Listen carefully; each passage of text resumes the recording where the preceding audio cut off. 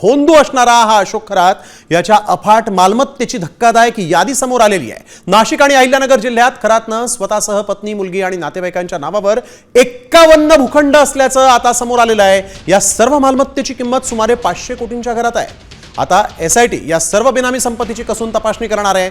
याकडे देखील आता कशा पद्धतीने खरं तर चौकशी होते हे पाहणं महत्त्वाचं आहे। आणि मी पुन्हा एकदा जातो यावेळेस सुषमा अंधारे यांच्याकडे आणि आपल्या सोबत कृष्णा चांदगुडे सर देखील आहेत। सुषमाताई, आपण बघतोय की इतक्या मोठ्या प्रमाणात त्याच्याकडे जर कधी संपत्ती येते तर म्हणजे जिथं कायदे होतात की अंधश्रद्धा निर्मूलन व्हावं किंवा त्यावर कायदा होतो, पण असं जर कधी होत असेल तर हे भोंदू जे आहेत यांचं फावतंय, कारण यांना कुठेतरी राजाश्रय मिळतोय किंवा यांना कुठेतरी सत्तेतले म्हणा किंवा नेते म्हणा, पुढारी म्हणा, हे लोक यांना पाठिंबा देत आहेत, त्यांच्या सोबत आहेत, म्हणून इतक्या मोठ्या प्रमाणात त्यांच्या प्रॉपर्ट्या होत आहेत असं दिसतंय।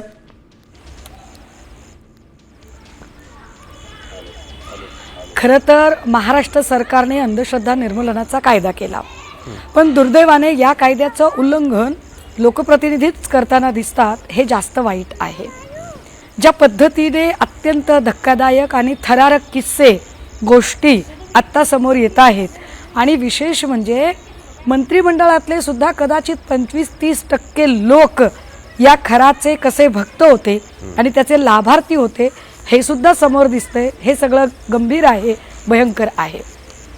मला असं वाटतं की हे सगळं का होतं, कारण भारतीय समाज मनाची एक नाडी या लोकांना कळलेली आहे का, की आधी लोक एखाद्या भक्ताकडे जातात, एखाद्या भगत बाबाकडे जातात, भगत बाबा आपली राजमान्यता मिळवण्यासाठी कॉर्पोरेट पद्धतीने वेगवेगळ्या राजकीय नेत्यांच्या सोबत आपले संबंध प्रस्थापित करतो।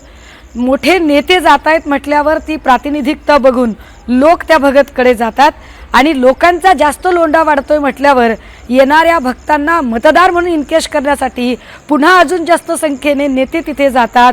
हा सगळा वर्तन व्यवहार एका अर्थाने सर्वसामान्य माणसांना चक्रव्यूहात टाकणारा आहे, पण गंभीर हे आहे की ग्रामीण भागातल्या महिलांना आपण फार त्या अंधश्रद्धेत अडकल्यात वगैरे म्हणतो, पण जर महिला आयोगासारख्या घटनात्मक प्रमुख असणाऱ्या पदावरच्या शिकल्या सवरलेल्या बायका जर अशा अनामिका कापून घेत असतील, मंत्र तोटके करत असतील, अशा जादूटोण्यांवर विश्वास ठेवत असतील, आपल्या पदराने पाय पुसत असतील, तर गावखेड्यातल्या बायकांना नाव ठेवण्यात काय अर्थ आहे?